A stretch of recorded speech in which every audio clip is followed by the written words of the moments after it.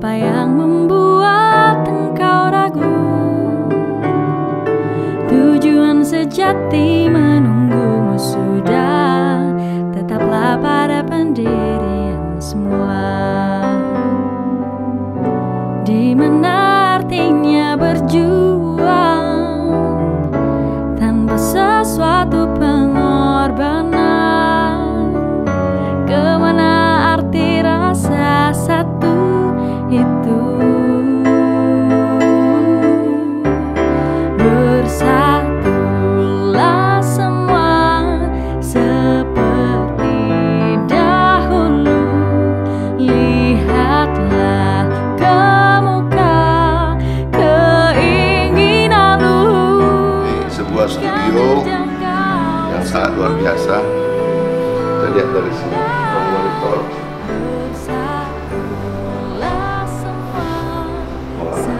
Dari sebelah sana mantap.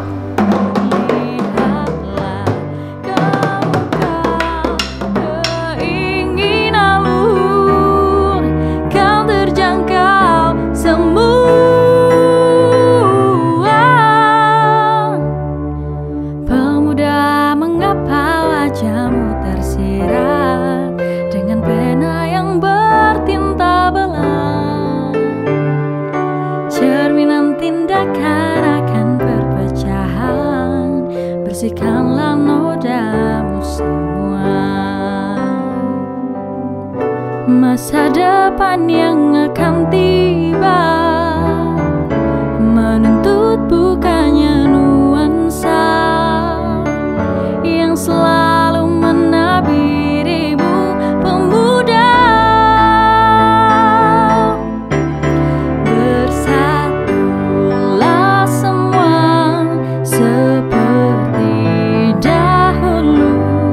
Lihatlah ke muka keinginanmu, kau terjangkau semua. Bersatulah semua seperti dahulu.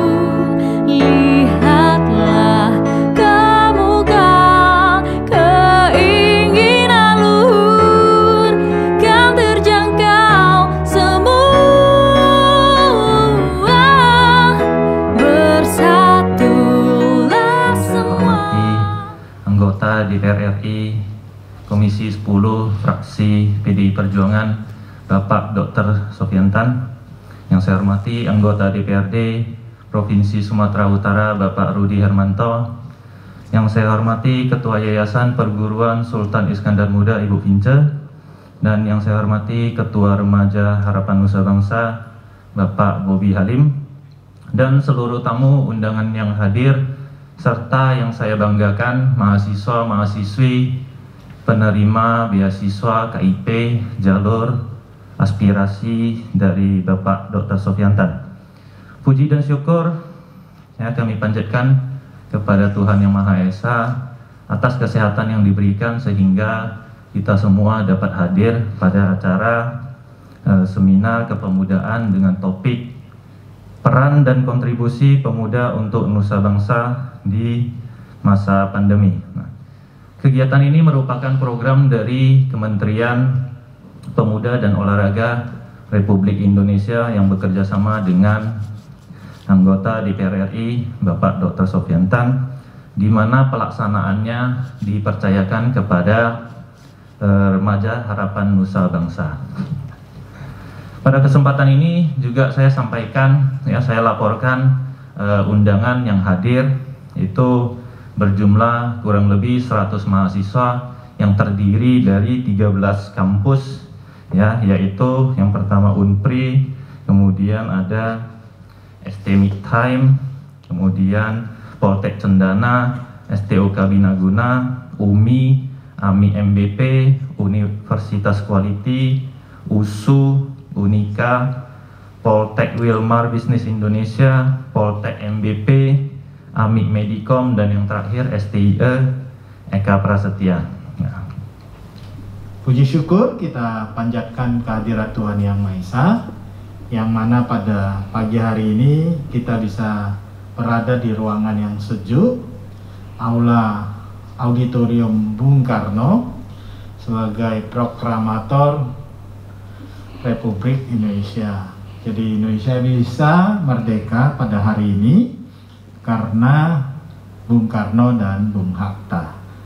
Nah, kita abadikan nama ini sebagai tempat menggembleng generasi bangsa agar bisa meniru karya-karya besar daripada Bung Karno sebagai proklamator Republik Indonesia.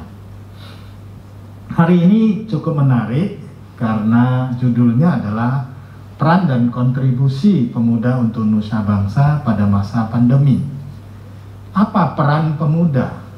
Ya, apa peran pemuda yang bisa kita lakukan untuk bangsa ini pada saat situasi pandemi COVID ini? Hari ini kita bersyukur bahwa pandemi COVID ini sudah melandai, tapi bukan berarti sudah aman. Kita adalah salah satu negara yang turun dan survive dalam menghadapi COVID-19 tersebut. Nah, tentunya ini adalah salah satu katakanlah satu keberhasilan dari pemerintahan kita yang hari ini dipimpin oleh Insinyur Joko Widodo. Tepuk tangan kita untuk presiden kita. Ya. Negara-negara yang mengaku negaranya adidaya seperti Amerika sampai hari ini masih banyak yang meninggal. Ya, setiap hari masih ribuan orang yang terpapar. Kalau kita semalam tinggal 300-an. Ya, jadi ini satu. Di Sumur itu malahan pernah tinggal 2 orang dan semalam 10 orang saya lihat. Nah, tentu apakah ini keberhasilan ini atas pemimpin saja? Menurut saya tidak. Ini atas karena kita semua juga, ya, semua orang bergotong royong untuk patuh untuk menjalankan prokes ini. Ini 2011 ya, 2000 lulusan apa yang 2019 sampai 2021. Oh, 2021. Berarti yang 2020 dan 2021 itu banyak yang belum masuk kuliah ya malahan ya. Dan kita belum pernah tatap muka, mungkin ada sebagian mungkin pernah tapi banyak enggak. Nah, ini tentu ini adalah satu hal yang menurut saya pantas kita renungkan. Pada saat manusia itu adalah makhluk hidup yang tertinggi yang sangat bisa melakukan adaptasi terhadap situasi. Kalau kita berada dalam keadaan tersudut, maka harus lahir satu energi yang di dalam ilmu kedokteran itu adalah inner force. Pada saat seseorang terancam, dia punya kelangsungan hidup, maka dia akan lahir berbagai cara. Tentu ada cara-cara yang positif dan negatif.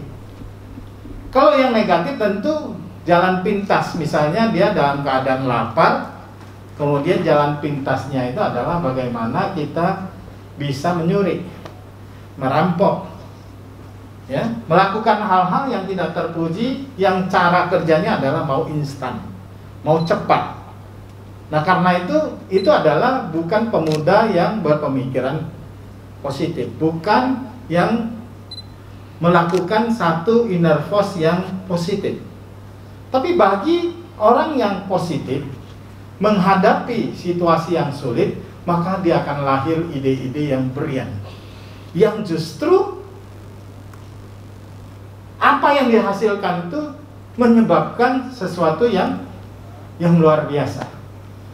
Saya ingin memberikan contoh yang sangat sederhana. Kita tahu nggak bahwa lahirnya Grab atau sejenis Gojek di dunia itu berawal pada seorang, ya, seorang mungkin mengikuti satu orang yang berada di Prancis, mengikuti suatu acara.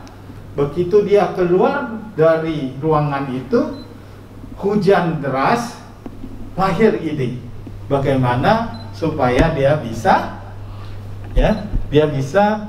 dengan handphone, kemudian mobil bisa datang. Jadi sesuatu yang pas ada hambatan bahwa muncul seperti itu. Dan kemudian Zoom meeting, ya, orang yang bisa melihat, ya, melihat wajah temannya. Hari ini kita lihat rapat dan sebagainya, itu berawal pada saat seorang pria yang kalau mau menjumpai pacarnya, dia butuh sangat lama, ya, naik kereta api menuju itu berjam-jam, puluhan jam baru bisa jumpa pacarnya. Dan dari sana ide itu dia muncul, dia kotak-katik dan dia melahirkan itu tanpa bertemu, tapi bisa lihat wajahnya dan bisa bicara. Itu adalah sesuatu yang pada saat-saat seperti ini. Lalu nilai yang positif lagi pada hari ini, ya, pada hari ini orang semua berkreasi. Pada saat pandemi COVID, kita lihat semua orang tahu bahwa ruangan ber-AC itu agak berbahaya. Maka restoran-restoran yang ber-AC pada tutup. Ya, restoran ber-AC bahkan tutup dan tidak apa. Sehingga lahir ide bikin restoran yang terbuka di taman. Jadi setiap menghadapi hambatan, maka sebagai makhluk hidup yang paling cerdas, maka dia akan lahir satu ide-ide baru. Jadi orang yang terancam, dia akan memulai itu. Remaja Harapan Nusantara Bangsa, jadi mudah-mudahan hari ini buka pikiran kalian. Mungkin ada yang baru pertama sekali ya ke tempat sini, baru pertama sekali berjumpa Pak Dr. Sofiantan. Ya, jadi semua membuka pikiran untuk bisa menjadi calon pemimpin di masa depan. Terima kasih. Jadi tanpa peran pemuda, maka bangsa Indonesia akan mengalami kesulitan, terutama dalam hal kemajuan bangsa. Benar nggak? Benar ya. Nah, sebagai generasi penerus, ada yang harus dilakukan seorang pemuda nih. Misalnya sebagai agent of change, agen perubahan. Kemudian juga sebagai agent of development, ya, agen pembangunan, serta agen pembaharuan, agent of modernizations.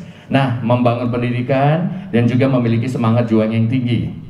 Tapi, bagaimana dengan pemuda di masa pandemi sekarang ini untuk berperan dan berkontribusi? Ya. Ayo kita yel-yel, semangat perjuangan merdeka! Merdeka! Merdeka! Nah, selamat siang Pak. Kita ngobrol asik-asik aja di sini supaya tidak ada kekakuan di antara seluruh peserta mahasiswa di sini. Nanti ada sesi tanya jawab ya, izin ya Pak ya. Oke, siap Pak? Oke. Itu bagaimana dengan Pak Red tadi nggak dikorek-korek? Itu apa yang membuat Bapak itu pada akhirnya sampai beberapa bagian di channel YouTube itu pada akhirnya membuat Bapak itu semangat sekali untuk menggembur-gemburkan itu? Ya, pembangunan di Kota Medan ini kan sesungguhnya sudah ada perencanaan dari tahun ke tahun. Setiap tahun, setiap periode itu ada perencanaan pembersihan paret. Tetapi saya kemarin pas reses ketemu dengan warga yang katanya di belakang rumahnya itu paretnya itu nggak dikorek sudah hampir 24 tahun. Oh, di belakang rumah warga. Tanpa kepingin mengungkapkan bahwa itu adalah sebuah kesalahan perilaku dari pejabat-pejabat terdahulu. Apakah itu kesalahan dari tuan rumahnya kan? Paret sendiri Pak. Ya, kalau tuan rumah memang benar. Tetapi kan ada juga kewajiban dari pemerintah. Karena semua dianggarkan, semua sudah dianggarkan. Nah, persoalannya kita kan hari ini kenapa mereka tidak melakukannya, tentu ya sama-sama kita ketahui, maka tahun demi tahun Maka tumpukan-tumpukan sedimen lumpur itu sampai katanya hampir 1 meter lebih. Nah itu makanya akibatnya. Jadi nggak sia-sia lah masyarakat di Provinsi Sumatera Utara ini memilih Bapak, karena memang kabarnya kemarin ketika tahun 2019 Bapak mendapatkan yang paling tinggi nih suara. Ya, makanya Bapak pada akhirnya kemari dan terpilih menjadi wakil PDIP untuk Sumatera Utara. Mau tepuk tangan dong buat beliau. Tidak sia-sia kita menghadirkan Bapak di sini. Silakan Pak Rudi. Semangat.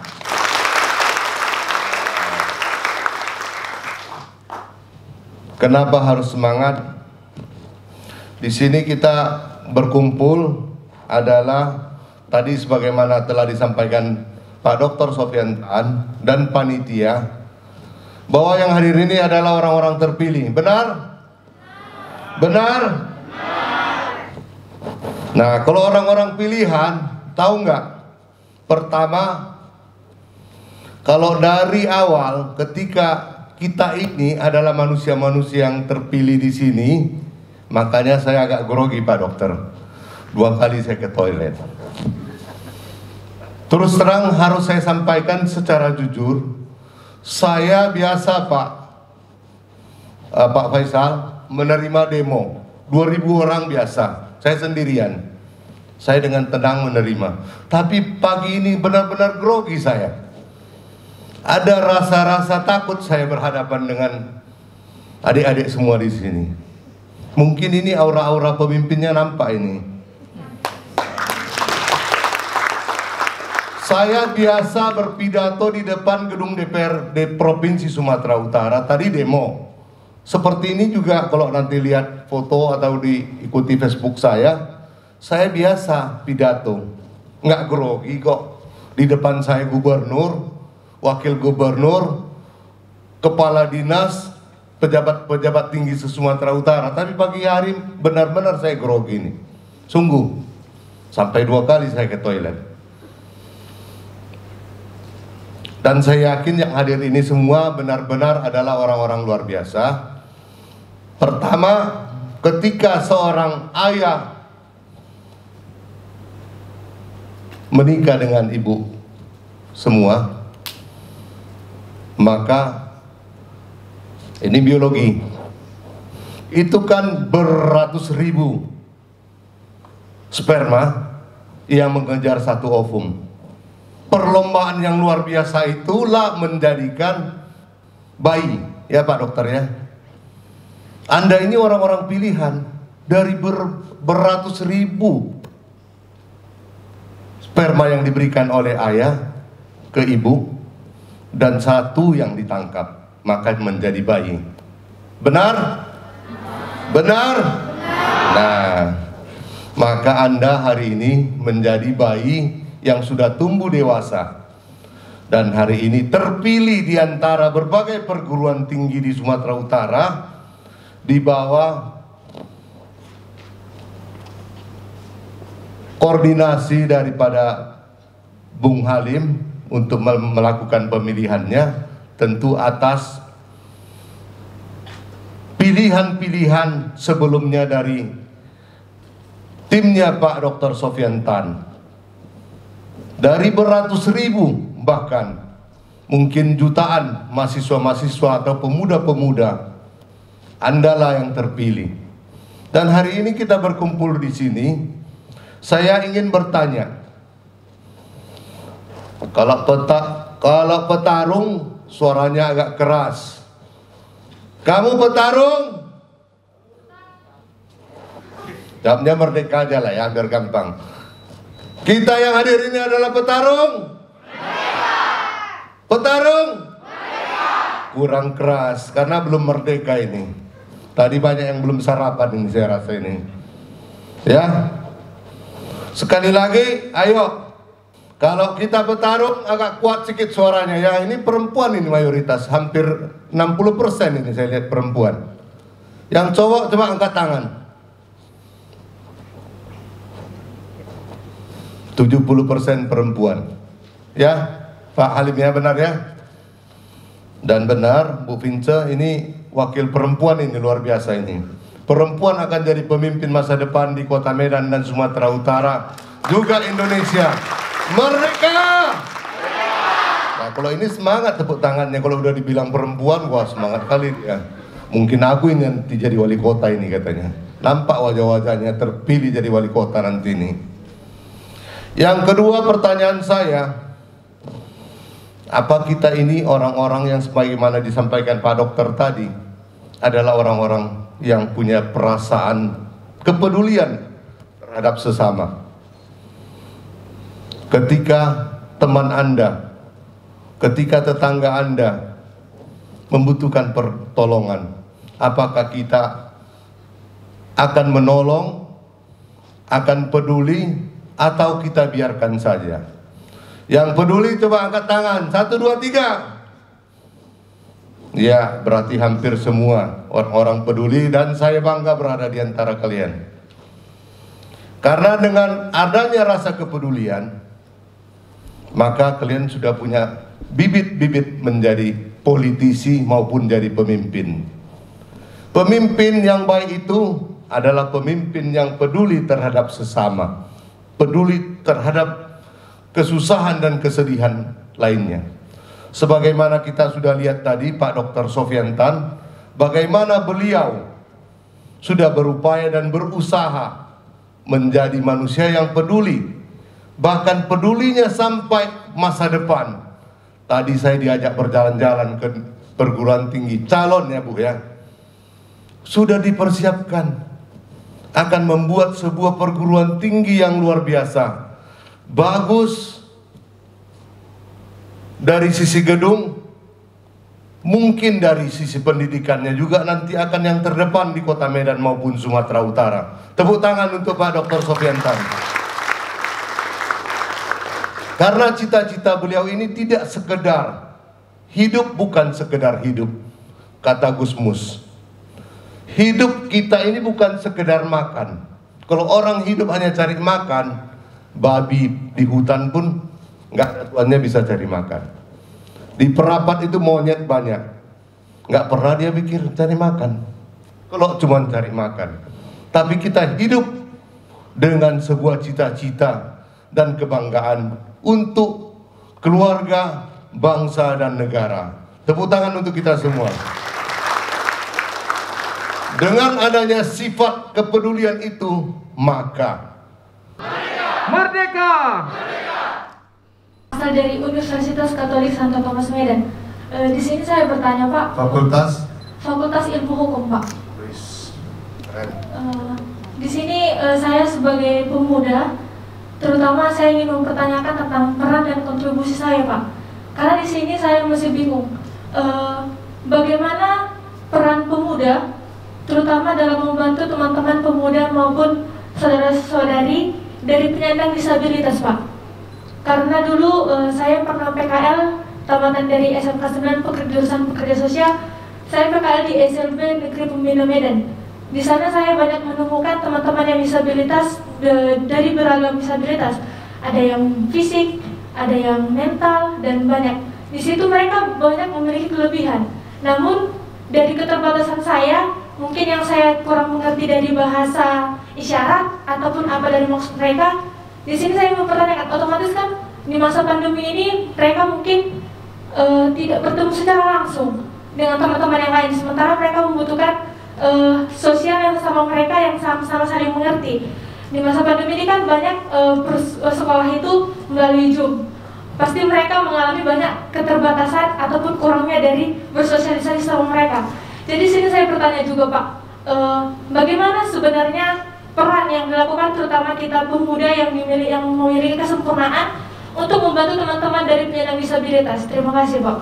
Mahasiswa itu mengkritik salah satu anggota DPR Pak.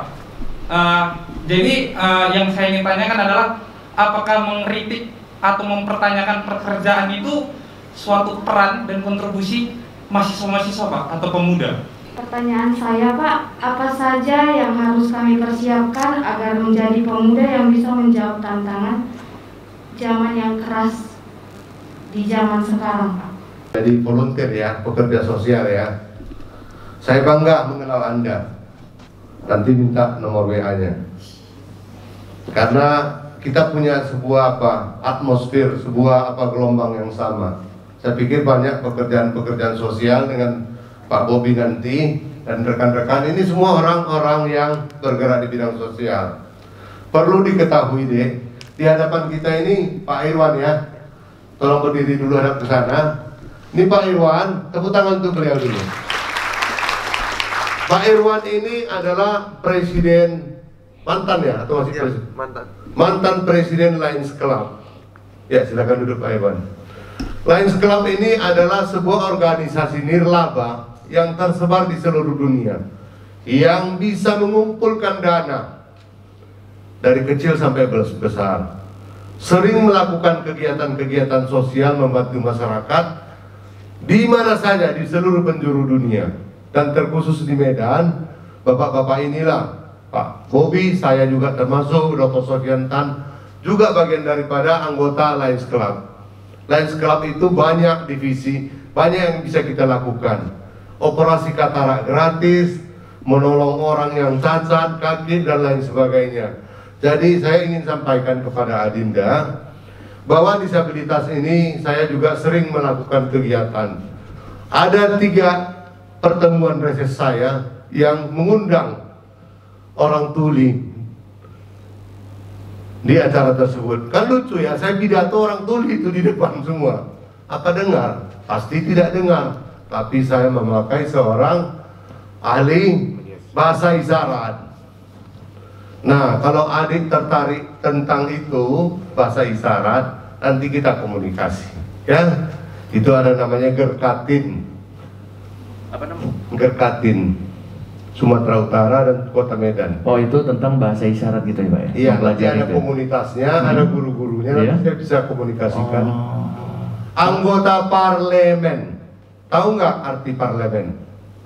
Parle itu bahasa Prancis, bicara-bicara.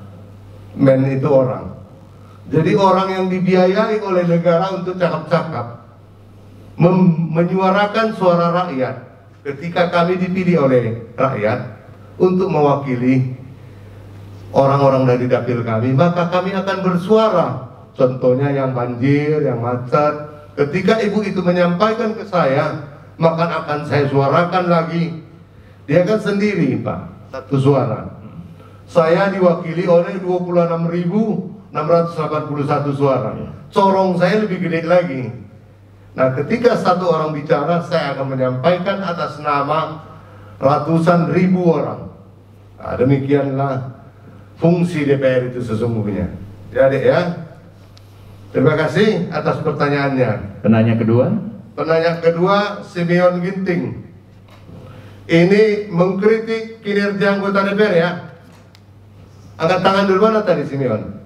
Biar ditandai. Nah, kalau udah berani kritik jangan ngumpet. Kalau mengkritik, mengkritik terus ngumpet, itu namanya lempar batu sembunyi tak. Nah, jadilah pribadi-pribadi yang straight, yang berani, karena memang apa yang kita sampaikan yang nggak boleh itu apa deh? Memfitnah, benar? Oh, bapak itu bawa cewek tadi masuk hotel, padahal nggak ada. Nah, itu memfitnah.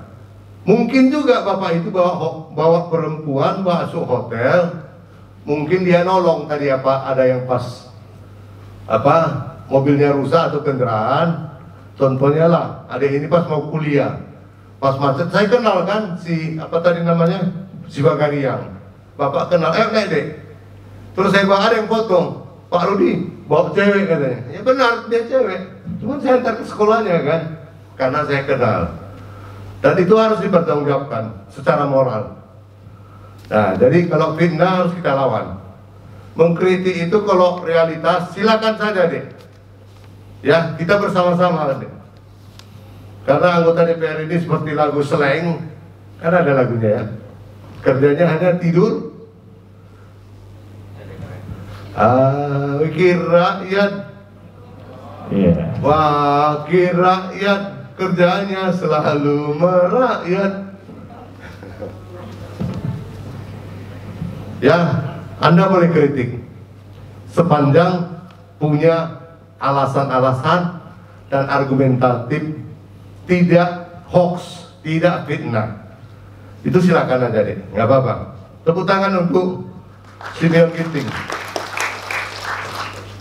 biar dia lebih kritis lagi. Calon-calon wartawan ini nanti dia nulis berita. Bakat nulis deh, berbakat lah ya. Kalau nggak belum berbakat belajar nanti. Yang nomor 3 Friski Natalia ya, dari Unpri. Apa saja yang disiapkan untuk menghadapi pandemi ini? Usianya berapa deh? 20 tahun Pak. 20 tahun. Jadi apa yang kamu rasa agak berat tentang kehidupan ini? Sebentar Pak Rudi, emang kelihatan dunia ini kejam dan keras. Lemah sekali dia. Belum sarapan dia, saya rasa. Saya nggak tahu, kayak tertekan gitu. Saya nggak tahu ada apa. Apanya yang ditekan? Oh, nggak tahu saya Pak. Ada apa? Kayak gimana ya Pak? Kayak Susah cari makan? Bukan Pak. Kayak di kalangan dekat rumah Pak. Kayak banyak pemakai narkoba kayak pemuda yang di sekitar rumah kami itu Pak, kayak mengikuti tentang pemakaian narkoba gitu Pak. Tinggalnya daerah mana? Di daerah Kampung Lalang Pak. Kampung Lalang. Nanti kita buat apa di sana? Kita buat sosper tentang narkoba, saya undang nanti orang BNN ke sana. Mau deh? Boleh Pak. Ya benar ya? Boleh. Nanti saya buat sosper tentang narkoba, saya undang orang BNN, kamu panitia lokalnya nanti. Kamu undang itu narkoba. Ya? Cocok ya dek ya? Ada yang mau bantu jadi panitia ini? Oh, semua pasti mau Pak. Enggak semua, tengok cuma dia angkat tangan. Cuma si Boru si Bagari yang terus begini tangannya, yang lain masih. Itulah berarti memang pengabdiannya tentang jiwa sosialnya tinggi Pak. Nah itu yang harus kita bangun. Oke. Makanya saya harapkan di antara 100 ini, kalau bisa 100-100-nya memang jadi orang-orang yang peduli dan berjiwa sosial. Setuju? Nah itu semangat dia. Solusinya adalah nanti diadakan sosper tentang pemberantasan narkoba dan nanti diundang orang BNN, panitianya beliau nih Pak ya, adik kita ini ya. Ya siap ya dek ya. Ya. Nanti saya akan nomor buat WA-nya kasih. Nanti kita buat melalui Remaja Harapan Nusa Bangsa, panitia lokalnya. Ya. Jadi saya kan enak ada panitia, terus kita biasakan sebuah tradisi bagaimana membangun komunitas ini menjadi lebih kuat dan kompak. Betul Pak. Nanti adik ini akan kita buat lagi pertemuan dengan yang disabilitas. Untuk fasilitator nanti saya akan siapkan dengan Bung Bobi. Wow, yang pasti adik-adik semua saya aja udah nyiapkan. Saya keluar pikiran, tenaga, energi dan dana. Dan mohon dukungannya Pak ya. Adik keluar apa? Keluarnya apa? Tenaga dan semangat, ketulusan. Tepuk tangan untuk kita semua. Coba bayangin deh, kalau kita semua ini kompak begini, terus menerus kita melakukan sebuah kegiatan sosial bersama-sama, dampaknya apa? Nanti adik-adik semua akan lebih dikenal di masyarakat, akan dikenal tetangga. Ini nyombo urusi bagariangon na dingganan non na ditenganon terus songonido ate ayo terus tahu orang, jadi nggak berani orang sama dia. Ini pasti vokal ini katanya, jangan kau aspal nanti jalan tak sampai rumahnya ribut ini katanya. Ada kawan yang mau dari PR Pak Rudi katanya, waduh kan nanti sama Pak Rudi katanya, ada bapakku situ ya kan. Kita sekarang udah menyatu ini ya, benar ya? Setuju ya? Ya, jadi begitu deh apa Friski. Kalau masalah narkoba memang ini sebuah kondisi negara kita yang salah satu yang agak sulit diberantas. Maka kita harus menjaganya dari pribadi-pribadi, keluarga masing-masing, dan harus berani melapor. Harus berani melapor kepada petugas maupun BNN. Nanti akan saya bawa orang-orang yang berani. Kalau yang takut-takut nggak kita bawa ke sana, nanti malah jadi susah kita kan. Setuju ya dek ya? Perkenalkan, nama saya Kevin Immanuel. Saya dari Politeknik Cendana. Di sini saya ingin bertanya bagaimana di masa pandemi ini pelajar dan mahasiswa khususnya dapat bersemangat dalam mencari peluang. Kamu nanya ke Pak Karudi atau saya? Kenapa kamu ngeliatin saya? Oke. Dan bagaimana kita bisa membantu mereka untuk membuka pemikiran mereka lagi, Pak? Sekian. Perkenalkan, nama saya Didi Ainustari Broginting. Saya mahasiswa dari Universitas Metodis Indonesia. Begini Pak, saya kan mahasiswa pertanian juga, agroteknologi. Saya ingin bertanya, pada masa pandemi ini banyak gitu seperti pupuk, obat-obatan yang naik. Jadi itu menjadi kendala bagi pertanian yang yang menggunakan obat kimia. Jadi bagaimana peran pemuda supaya bisa membuat pertanian Indonesia maju? Sedangkan pertanian itu adalah lambung negara gitu lah, lambung setiap negara. Itu Pak. Ginting dari kampus Universitas Quality. Bagaimana agar anak-anak pemuda di Indonesia ini turut berkontribusi untuk membangun negeri 2030 yang akan mendatang? Dika Tricayani dari kampus AMI MBP. Pak, saya mau bertanya, bagaimana agar anak muda di Indonesia dapat turut berkontribusi untuk memajukan bangsa di era milenial ini dan di masa pandemi, Pak? Jadi begini deh ya, saya mulai saja dari penanya yang keempat. Emma ya tadi ya? Radika. Enggak Emma. Mana Emma? Mana yang namanya? Penanya keempat ya? Oh, yang keempat. Oke. Dapat bersemangat mencari peluang ya. Saya pikir peluang itu ada begini, cerita tentang peluang itu bisa yang ada memang tersedia dan memang bisa kita ciptakan. Peluang itu selalu ada ketika kita selalu mengasah, membiasakan diri. Kita kemana saja, kalau saya kemana saja selalu melihat peluang, dan itu secara otomatis deh, karena saya latih. Saya lihat dulu kadang-kadang di warung, wah ini makanannya enak. Nah, kalau kita perbaiki lagi, terus kita buka ke sana gimana? Nah itu salah satu peluang yang kita lihat. Kita jalan-jalan ke, teman saya kemarin ada yang tanam cabai di daerah Humbang, itu kira-kira 3 hektar, udah panen. Saya tanya dia berapa harganya, berapa ton hasilnya. Sekali panen 3,3 ton. Terus harganya berapa? Harga di sana 28.000. Kalau di pajak sini berapa? Bu Lisna berapa harga cabai? Berapa ya? Seperempat 15.000. Seperempat 15.000 berarti sekilo 60. Di sana cuma 28.000. Nah, itu peluang, benar nggak deh? Peluang kan? Anda hanya pakai handphone menanya, Pak ada barangnya nggak? Berapa ton? Berapa banyak? Tanya sini mau beli berapa? Kalau di sana ada kaki, bisa nggak Pak diantar ke stasiun mobil ini? Tes dulu 50 kilo atau 100 kilo kan? 50 lah, atau 10 kilo lah bilang. Pak saya mau beli Pak 10 kilo tolong dulu Pak. Kirim sore, besok pagi sampai kan? Adik ke sana naik sepeda motor jemput. Nah terus kamu jual, belinya 28.000 tambah ongkos ini katakanlah 35. Di sini jualnya 50.000, untungnya 15. Itu kan peluang, betul ya? Nah peluang itu selalu ada.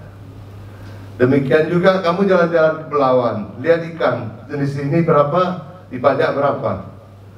Jadi tahu nggak cerita Susi Pujiastuti? Pernah dengar?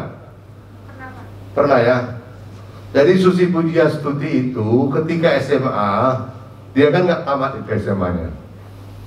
Dia itu pulang sekolah beli kodok di sepanjang pantai utara itu, sawah-sawahnya banyak orang nangkap kodok. Orang nangkap kodok nanti dikumpul sama pengepul dan dijual di pasar, katakanlah 10.000 sekilo. Di sana jualnya 30. Jadi gara-gara dia kumpul-kumpul kan mau sekolah, lama-lama karena ada untung nggak dari sekolah dia Pak Iwan.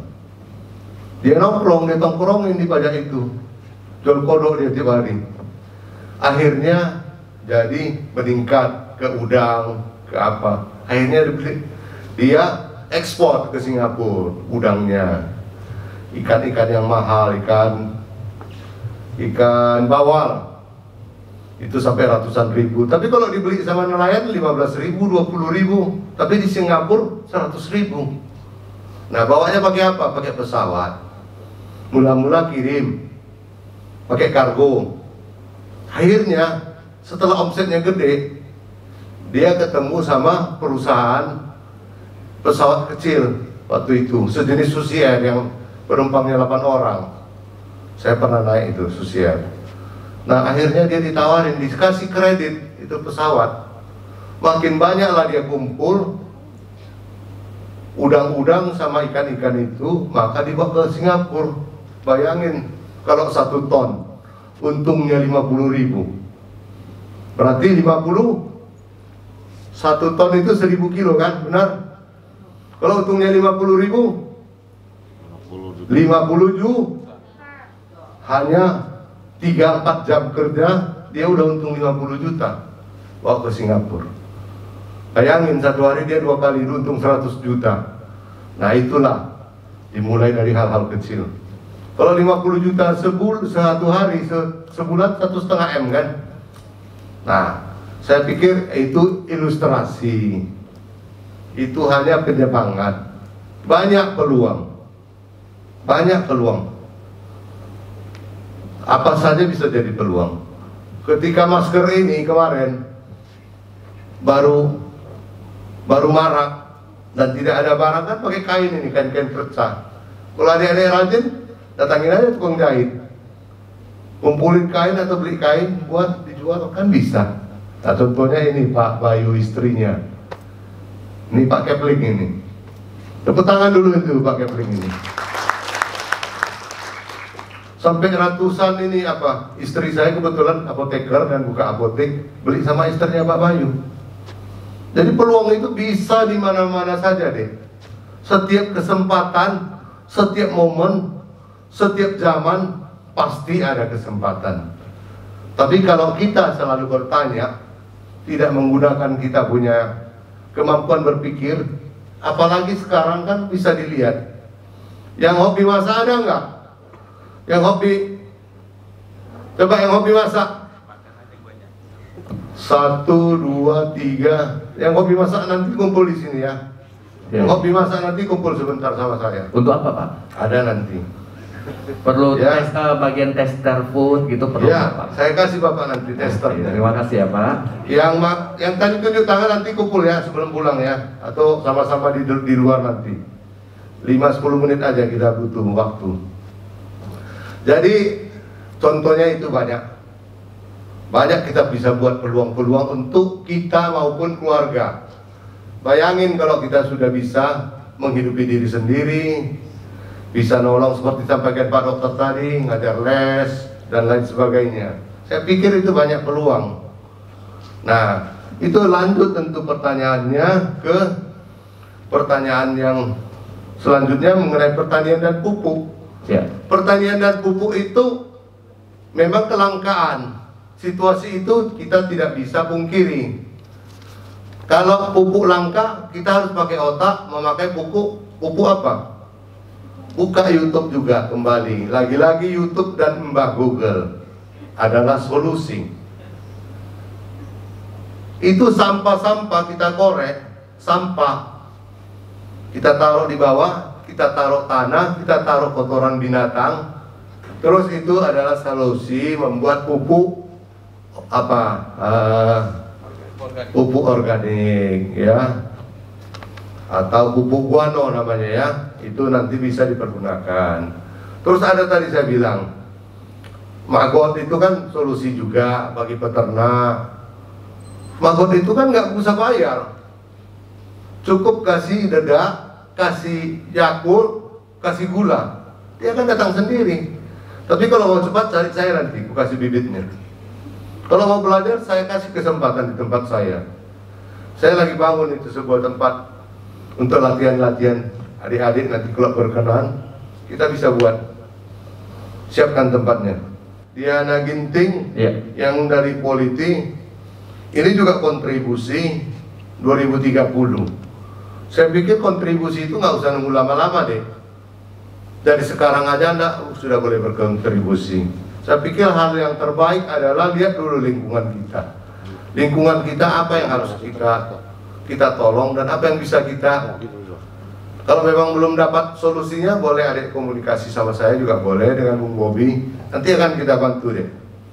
Kita akan diskusi kondisi yang apa yang pas sama Adinda ini. Karena setiap orang mungkin tidak sama ya, tidak sama hobi. Karena di sini diantara kita ini kan bisa banyak mengeluarkan ide. Mau jadi pemusik, mau jadi penyanyi. Ya banyak yang bisa kita saling mendukung. Apa yang bisa saya fasilitasi, saya akan bantu adik-adik sekalian. Tepuk tangan buat beliau.